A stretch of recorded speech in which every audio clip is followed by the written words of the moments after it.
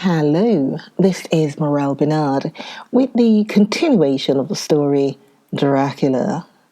Last words were, I shall send you word to come at once to Lucy, so do not be over anxious unless you hear from me. Okay, and by the way, please, please subscribe to the channel and please share the videos. Now that I've got that out of the way, I will continue with the story of Dracula. 4th December. Zoophagous patient still keeps up our interest in him. He had only one outburst, and that was yesterday at an unusual time. Just before the stroke of noon, he began to grow restless. The attendant knew the symptoms and at once summoned aid. Fortunately, the men came at a run, and they were just in time, for at the stroke of noon he became so violent that it took all their strength to hold him. In about 5 minutes, however, he began to get more and more quiet, and finally sank into a sort of melancholy, in which state he has remained up to now. The attendant tells me that his screams, whilst in the paroxysm, were really appalling. I found my hands full when I got in, attending to some of the other patients who were frightened by him. Indeed, I can quite understand the effect, for the sounds disturbed even me, though I was some distance away. It is now after the dinner hour of the asylum, and as yet my patient sits in a corner brooding with a dull, sullen, woe-begone look in his face, which seems rather to indicate than to show something directly. I cannot quite understand it. Later, another change in my patient. At 5 o'clock I looked in on him and found him seemingly as happy and contented as he used to be. He was catching flies and eating them, and was keeping note of his capture by making nail marks on the edge of the door between the ridges of padding. When he saw me, he came over and apologized for his bad conduct, and asked me in a very humble, cringing way to be led back to his own room and to have his notebook again. I thought it well to humour him, so he is back in his room with the window open. He has the sugar of his tea spread out on the window sill, and is reaping quite a harvest of flies. He is now eating them. Not now eating them, but putting them into a box, as of old, and is already examining the corners of his room to find a spider. I tried to get him to talk about the past few days, for any clue of his thoughts would be of immense help to me, but he would not rise. For a moment or two he looked very sad and said in a sort of far-away voice, as though saying it rather to himself than to me, all over, all over. He has deserted me. No hope for me now, unless I do it for myself. Then suddenly turning to me in a resolute way, he said, Doctor, won't you be very good to me and let me have a little more sugar? I think it would be good for me. And the flies? I said. Yes, the flies like it too, and I like the flies. Therefore, I like it. And there are people who know so little as to think that madmen do not argue. I procured him a double supply, and left him as happy as a man as, I suppose, any in the world. I wish I could fathom his mind. Midnight. Another change in him. I had been to see Miss Westerner, whom I found much better, and had just returned, and was standing at our own gate looking at the sunset, when once more I heard him yelling. As his room is on this side of the house, I could hear it better than in the morning. It was a shock to me to turn from the wonderful smoky beauty of a sunset over London, with its lurid lights and inky shadows and all the marvellous tints that come on foul clouds, even as on foul water, and to realise all the grim sternness of my own cold stone building, with its wealth of breathing misery, and my own desolate heart to endure it all. I reached him just as the sun was going down, and from his window saw the red disk sink. As it sank, he became less and less frenzied, and just as it dipped, he slid from the hands that held him, an inert mass on the floor. It is wonderful, however, what intellectual recuperative power lunatics have, for within a few minutes he stood up quite calmly and looked around him. I signalled to the attendants not to hold him, for I was anxious to see what he would do. He went straight over to the window and brushed out the crumbs of sugar. Then he took his fly box and emptied it outside and threw away the box. Then he shut the window and, crossing over, sat down on his bed. All this surprised me, so I asked him, "Are you not going to keep flies any more?" "No," said he.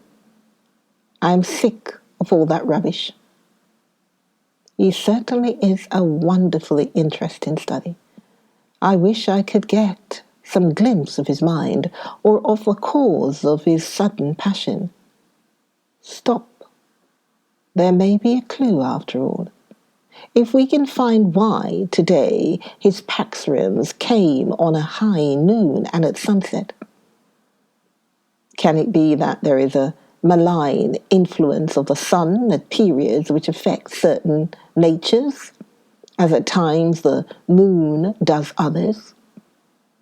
We shall see. Telegram Seward, London to Van Helsing, Amsterdam, 4th September. Patient still better today. Telegram Seward, London to Van Helsing, Amsterdam, 5th September. Patient greatly improved. Good appetite. Sleeps naturally. Good spirits. Colour coming back. Telegram Seward, London to Van Helsing, Amsterdam, 6th September. Terrible change for the worse. Come at once. Do not lose an hour. I hold over telegram to Holmwood till have seen you. Letter Dr. Seward to Honourable Arthur Holmwood, 6th September. My dear Art, my news today is not so good. Lucy this morning had gone back a bit.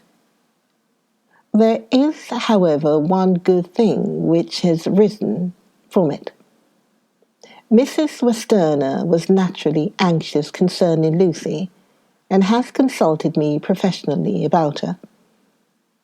I took advantage of the opportunity and told her that my old master, Van Helsing, the great specialist, was coming to stay with me, and that I would put her in his charge conjointly with myself, so now we can come and go without alarming her unduly, for a shock to her would mean sudden death, and this, in Lucy's weak condition, might be disastrous to her.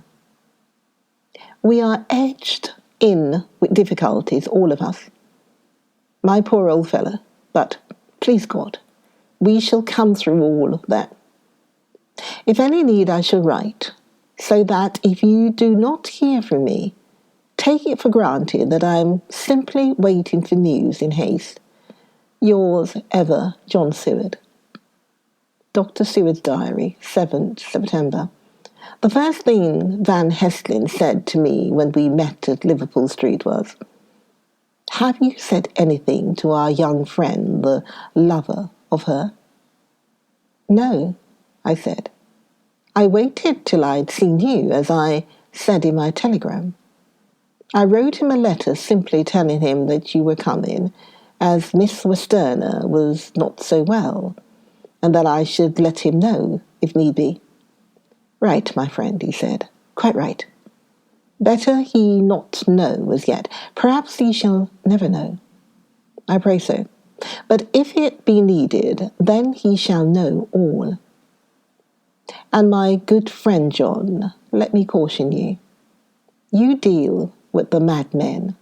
All men are mad in some way or the other, and inasmuch as you deal discreetly with your madmen, so deal with God's madmen to the rest of the world.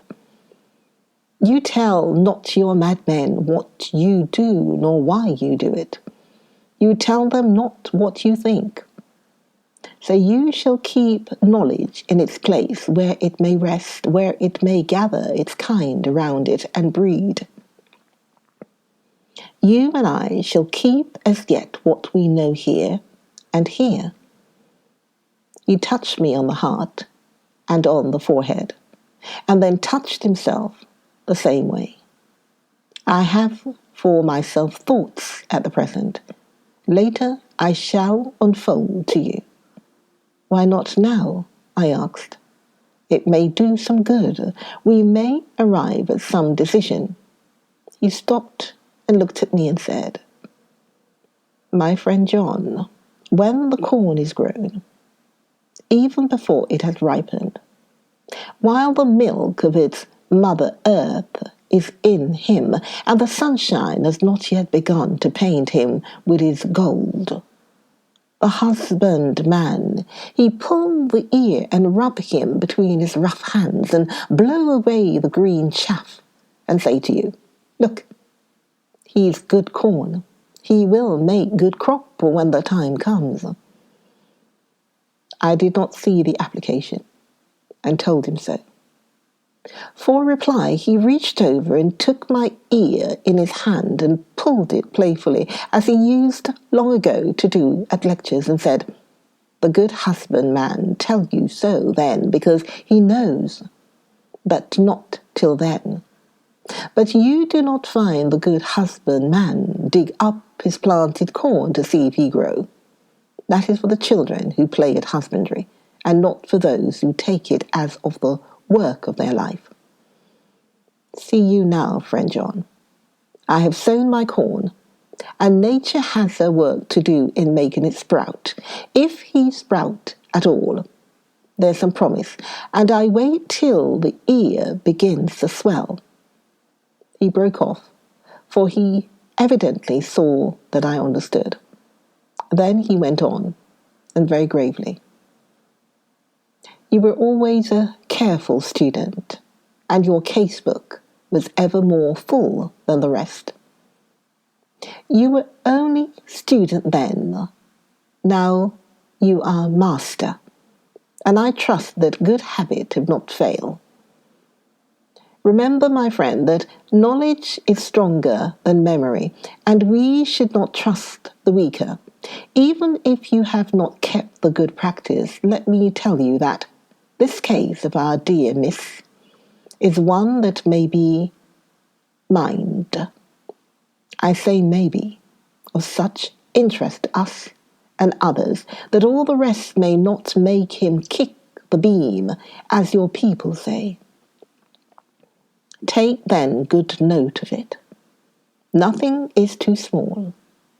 I counsel you, put down in record even your doubts and surmises. Hereafter, it may be of interest to you to see how true you guess. We learn from failure, not from success." When I described Lucy's symptoms, the same as before, but infinitely more marked. He looked very grave, but said nothing. He took with him a bag in which were many instruments and drugs, the ghastly paraphernalia of our beneficial trade, as he once called, in one of his lectures, the equipment of a professor of the healing craft. When we were shown in, Miss Westerner met us. She was alarmed, but not nearly so much as I expected to find her. Nature, in one of her beneficent moods, has ordained that even death has some antidote to its own terrors. Here, in a case where any shock may prove fatal, matters are so ordered that, from some cause or other, the things not personal, even the terrible change in her daughter to whom she is so attached, do not seem to reach her. It is something like the way Dame Nature gathers round a foreign body as an envelope of some insensitive tissue which can protect from evil that which it would otherwise harm by contact. If this be an ordered selfishness, then we should pause before we condemn anyone for the vice of egoism, for there may be deeper root for its causes than we have knowledge of.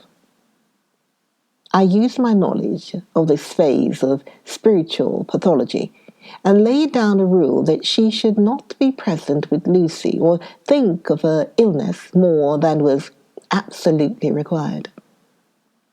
She assented readily, so readily that I saw again the hand of nature fighting for life. Van Helsing and I were shown up to Lucy's room. If I was shocked when I saw her yesterday, I was horrified when I saw her today. She was ghastly, chalkily pale. The red seemed to have gone even from her lips and gums, and the bones of her face stood out prominently. Her breathing was painful to see or hear. Van Hesling's face grew set as marble, and his eyebrows converged till they almost touched over his nose. Lucy lay motionless and did not seem to have strength to speak, so for a while we were all silent. Then Van Helsing beckoned to me, and we went gently out of the room. The instant we had closed the door, he stepped quickly along the passage to the next room, which was open. Then he pulled me quickly in with him and closed the door. "My God," he said, "this is dreadful. There is no time to be lost. She will die for sheer want of blood to keep the heart's action as it should be. There must be transfusion of blood at once. Is it you or me?" "I'm younger and stronger, Professor. It must be me." "Then get ready at once. I'll bring up my bag. I am prepared."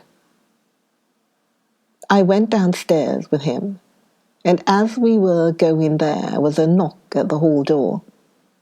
When we reached the hall, the maid had just opened the door, and Arthur was stepping quickly in. He rushed up to me, saying in an eager whisper, "Jack, I was so anxious. I read between the lines of your letter and had been in an agony." The dad was better, so I ran down here to see for myself. "Is not that gentleman Dr. Van Helsing?" "I'm so thankful to you, sir, for coming."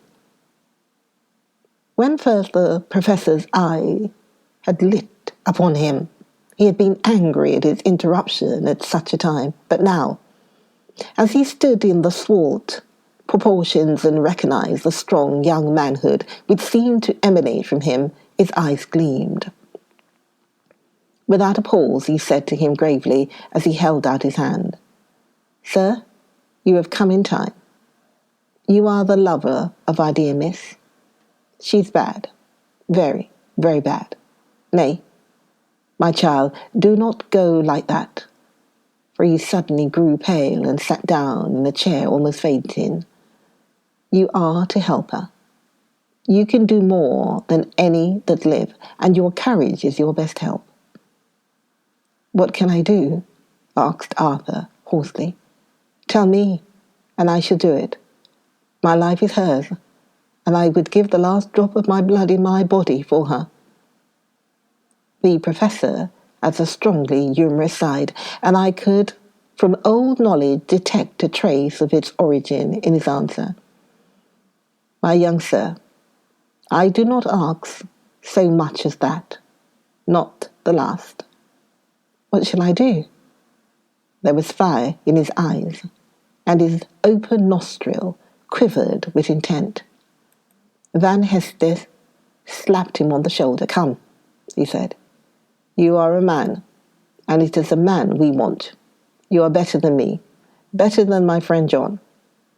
Arthur looked bewildered, and the professor went on by explaining in a kindly way. Young Miss is bad, very bad. She wants blood, and blood she must have or die. My friend John and I have consulted, and we are about to perform what we call transfusion of blood, to transfer from full veins of one to the empty veins which pine for him. John was to give his blood, as he is the more young and strong than me. Here, Arthur took my hand and wrung it hard in silence. But now you are here, you are more good than us, old or young, who toil much in the world of thought. Our nerves are not so calm and our blood not so bright than yours. Arthur turned to him and said, If you only knew how gladly I would die for her, you would understand. He stopped with a sort of choke in his voice. Good boy, said Van Helsing. In the not so far off, you will be happy that you have done all for her you love. Come now, and be silent. You shall kiss her once before it is done, and then you must go. And you must leave at my sign. Say no word to Madame. You know how it is with her. There must be no shock. Any knowledge of this would be one. Come. We all went up to Lucy's room. Arthur, by direction, remained outside. Lucy turned her head and looked at us, but said nothing. She was not asleep, but she was simply too weak to make the effort. Her eyes spoke to us, that was all. Van Helsing took some things from his bag and laid them on a little table out of sight. Then he mixed a narcotic, and coming over to the bed, said cheerily, Now, little miss, here is your medicine. Drink it off, like a good child. See, I lift you so that to swallow is easy. Yes. She had made the effort with success. Join me for the next video of Dracula. Join me, Morel Bernard, for the next video of Dracula. You like videos, you like this video, Dracula, then do join me for the next video of Dracula. Okay.